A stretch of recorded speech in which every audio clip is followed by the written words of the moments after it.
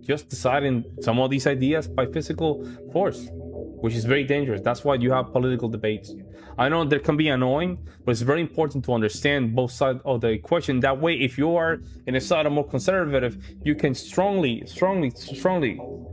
prepare yourself for some of these arguments and understand why you think the way you think. Hopefully that makes sense.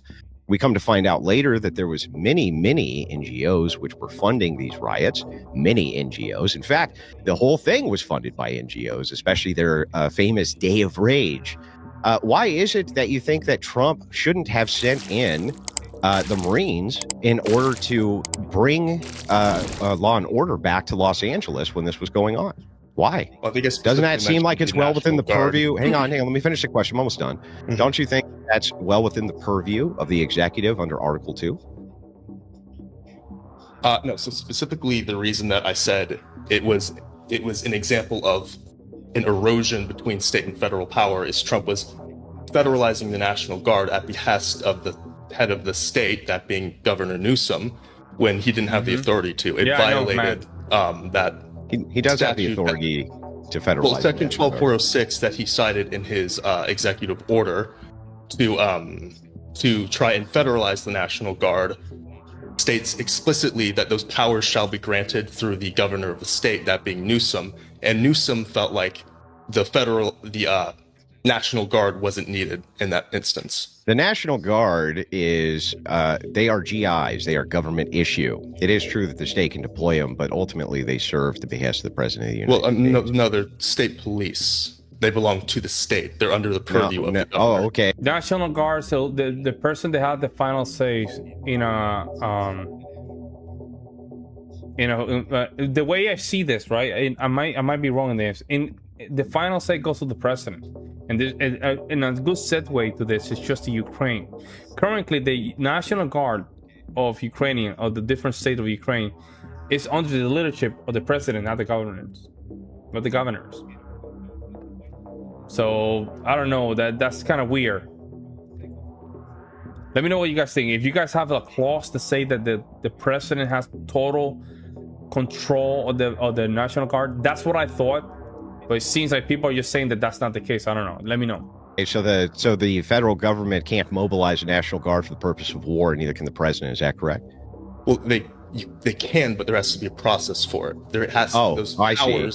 Under Section 12406, under Section 12406 that Trump cited in his executive order as to why he had the ability to federalize the National Guard and deploy them to LA, states explicitly that those powers shall be granted. Yo, I already looked. I think I looked at it already. Yeah, let's see. It says here the National Guard units are under the dual control of the U.S. state government and the United States federal government. The state and territorial, the 32 USC, always ready, always there. The majority of the National Guard soldier and airmen hold a civilian job full-time while serving part-time as a National Guard member. Meaning that at the end of the day, it's the President of the United States that wants the full authority of the National Guard. Right. That there's a shared authority, but the President of the United States is the one that has it. Yeah, you're right. Yeah, it is in the name. It's called National Guard, not the State Guard. Therefore, yes, the President controls it. Yep. Governor of the state. And Gavin Newsom did not give Trump consent to federalize the National Guard. He doesn't need consent. He's the commander-in-chief. He can send in the Marines if he wants. Okay, but under that statute, well, so what you're saying is that exact statute, I'm actually going to grant this. So I'm actually going to grant that there was a process error here. Let's just grant it for the sake of it and say that you're right, that there's a process error. Trump is the commander. Trump is the commander. Hang on, calm down. I think we saw this in California. You're right. Trump is the commander. Trump is the commander. Hang on. Calm down, bro. Calm down. I'll grant the argument. Okay, you're all right. Go ahead. Well, I've let you speak a lot. Mm-hmm. Go ahead. The reason. Wait. Fuck. I lost my train. Never mind. Do your thing. I lost my train of thought. Are you sure? Okay. See, you should just let me finish, bro. I would have let you have all the time in the world to talk. So anyway, the point here is that yes, Trump is a commander in chief. So when I look at Article 2, I mean, he can broadly do what he wants with the military. I mean, he can pretty broadly do that. Him sending in the National Guard, him sending in the Marine Corps, I think he did have executive authority to do. Not only that, I'm not even sure that if I were to grant to you that there was some process error here, how that would necessarily be him accumulating power to himself. Even if there was a process error, that doesn't seem like an accumulation of centralizing authority. The president already is the commander in chief.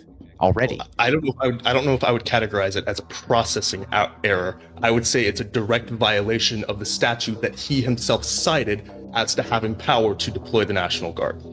Do you think that Trump himself sat down in an office and read through all of this? Or do you think that he was reliant on people around him to tell him what authorities he has and doesn't have?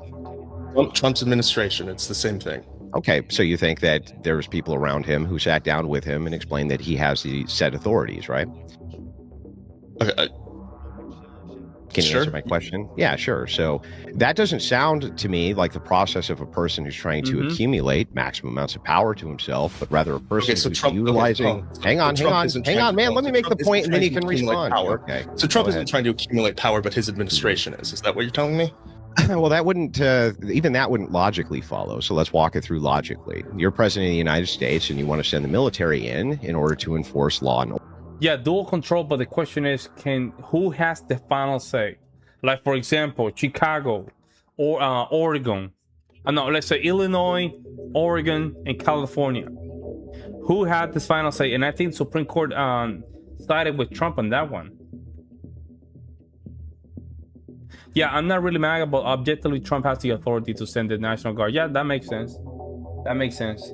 And especially when in case of war, you can make the argument, right? Like, for example, Ukraine against Russia. I know it's not the same, right? But they're a republic, right? I think so. So the National Guard is under the president. So I guess that applies for the United States as well. Order, and you and your administration probably think that you have that authority and that you're complying with the Constitution when you do that. That would be the opposite of you trying to accumulate power. That would be you instead just enforcing your role as the commander-in-chief. Yeah. Yeah, no. I'm MAGA. I'm way no. MAGA. Oh, okay. No, yeah. If it's directly violating a statute that you yourself cited, or at least someone else in your administration cited, it means there are legal professionals who are either incompetent or directly maliciously forgetting or leaving out or being negligible towards that part of the statute. So are you saying there's no situation that doesn't follow either? It could easily just be that they were wrong. Couldn't it just be they were wrong? Like, it doesn't logically follow that either means that they were a bunch of incompetent boobs, or they were malicious. It's a one-page statute. They were wrong. It's a one-page statute. If you're not legally competent enough to read and interpret a one-page statute, you don't deserve to have a spot in office. No. Well, hang on. Maybe I can even grant that if you're too incompetent to be able to interpret this law correctly, that still doesn't make your case that it's an accumulation of power, does it? Still doesn't make your case. I could do this all day, man. I'm having a good time. Yeah, I just want to ask a simple question. Do you think it's incompetence to read read like a 5-letter sentence? The powers shall be granted through the governor of the state. Yeah. So do you understand do you think that's incompetence, or do you think that's malice? When it comes to legalese, legal terms have a different definition than normative terms and a different definition than philosophical terms. Here we go, another definition round. Those in turn have different definitions. Not definitions. Yeah, I'm sorry that I'm not going to allow for equivocation. You don't even know what the statute is. What is 12406? Tell us what 12406 is, buddy. You tell us what it is. Yeah, it's the National Guard and Federal. It's the National Guard and Federal Service call, and it only allows for rebellion or danger of rebellion against the authority of the government of the United States. Gotcha. So again, there's let's just other things, but basically, that's not all. That's not at all. It is though. No, it's other things. That's not breaking the law. Sure about that. If the governors of the states won't enforce the law, then the president. So if that, I was about to say the same thing that Rattlesnake was going to say. If the government of that state fail to enforce the law, isn't that a state of rebellion? Isn't that a state of rebellion? If the government is failing to enforce the law, Isn't that a state of rebellion?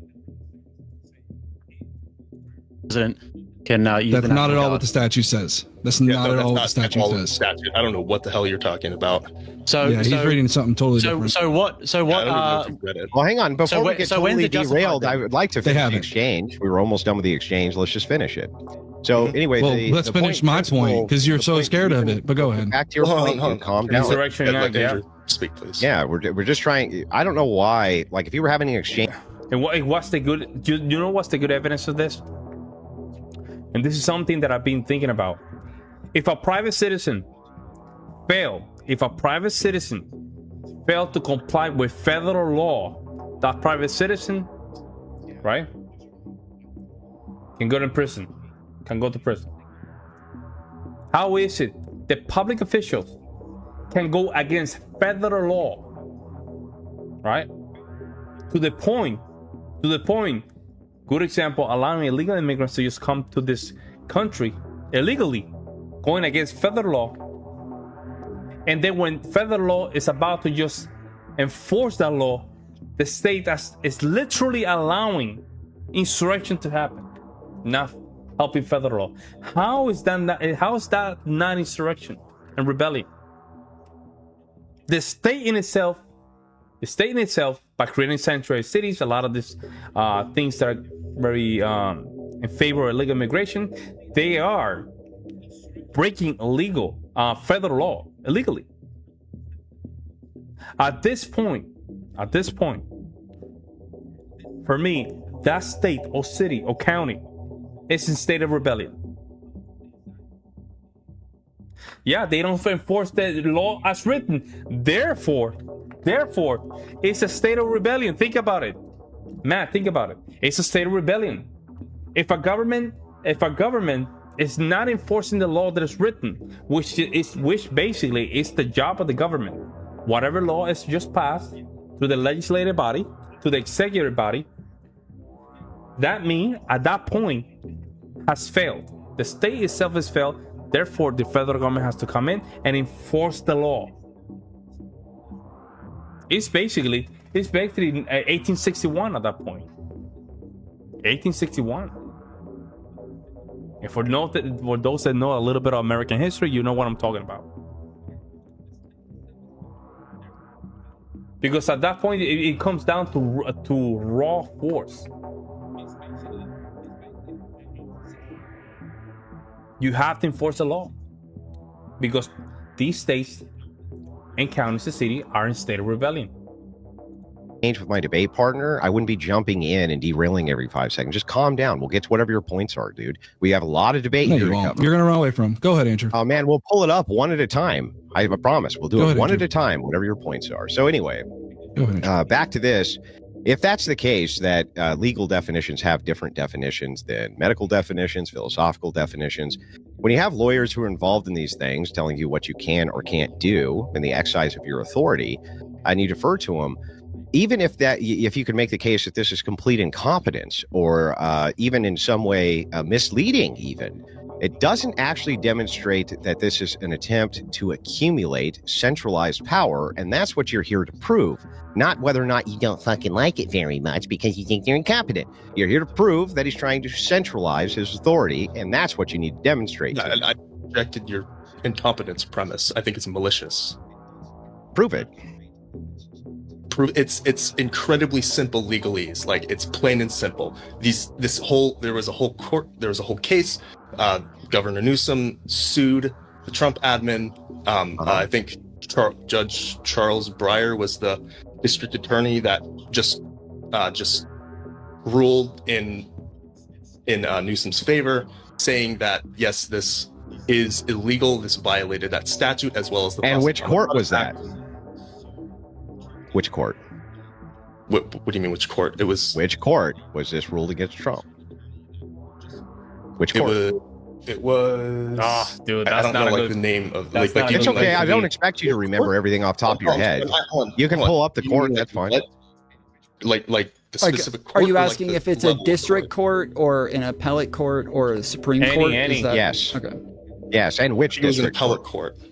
Because remember that many of these courts, they often fail when it comes to appeal. Many of them are appealed very quickly on various decisions.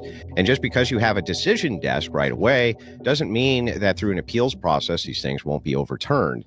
You just making the declaration that, oh, well, right now, as they're going through the process, it seems to have favored Newsom, doesn't mean that ultimately it will. Well, so ultimately they have Newsom what? Initially, Newsom initially filed back in June when Trump initially deployed the National Guard, this dude is reading. and then it went to Judge Breyer. This dude is really, bro. Oh my God. He ruled in favor of a TRO, and then that went to a different court. Was this by chance the Ninth Circuit? Yo, this dude is reading. This dude is reading. You guys notice that? This dude is literally reading. Oh my God. He's reading. You can tell, like, when he's still like this, he's reading. Oh my God. Ninth Circuit, maybe? And Which then, circuit? Which circuit? Which circuit? Which court was this, bro? I want to pull up the case. We'll go through it. I think it was the San Francisco. Oh my God. I think he was the district attorney of San Francisco. Oh my God. And The then district attorney, the court of the district attorney of San Francisco, bro. What the fuck are you talking about, dude? I'm trying to. What the fuck are you talking about? What? Are you asking like for an exact court? What do you? Yeah, exactly. Yes, I'm asking you which court and what the case was, homie. He's waiting. He's probably waiting for somebody to just type it in some Discord or something like that. We can pull it up. We'll go through it. Yeah, just look up Judge Charles Breyer. Judge Charles Breyer. It was literally decided on like literally yesterday or today. All you have to do is look up Judge Charles Breyer. Okay, well, I'm going to let you sit there for a while, National Guard. and then we'll get back to your look. We'll get back to your. Isn't that Andrew Jackson said the same thing? I think was back then a judge make a decision, and he told Andrew Jackson, I think was the one that said, okay, it's your ruling, enforce it. I think he told the judge, hey, it's your ruling, enforce it. Because to be honest, listen, rulings get ignored all the time, and we saw Joe Biden literally just ignoring the ruling when it comes down to student loans. He ignored it. He forgave a lot of these student loans for nothing because they, it came back to bite some of these people. They have to pay it back. Right. The thing about law, if you understand it, there has to be an enforcement. What if he doesn't want? What if he doesn't want to enforce it? Yeah, executive branch is the one that execute the law. That's it.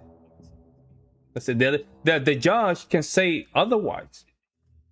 And the good example of this is when Roe v. Wade was overturned, they were still just committing deleting of kids in different states, but the federal government didn't want to do it. But if they wanted it, they could.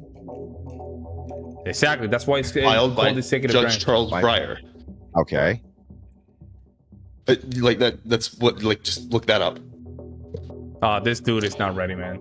Yeah, so I believe that rests on the idea that this was having to do with posse comitatus, which is one of the biggest issues because they cannot conduct lawfare activities. That's one of the reasons why they came up with that, and that was a direct violation of that. That's what I think Judge Breyer kind of ruled on. Yeah, that was the Marines. That one was the Marines, though. That's also another good point, though, is the Marines conducting civil law or law enforcement. That would be more like posse comitatus. Yeah, that was the posse comitatus one. Yeah, but posse comitatus is just saying that the United States of America really isn't supposed to act as a police force generally. Mm-hmm. It also had to do with National Guard, I believe. And then he shortly after the the National Guard was as well. Yeah. Mm-hmm.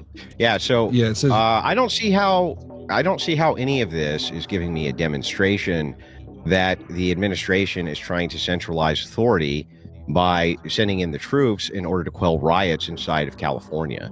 That seems that seems like if I were the executive, I would think that would be my duty, and under Article 2 that I had the authority to do that, especially if the administration around me was expressing that I did. So you don't think that turning a state power into a federal power specifically governed by the executive? Is the executive gaining more power? I think that the executive is very clearly outlined in Article 2 as being the commander in I chief. just answered.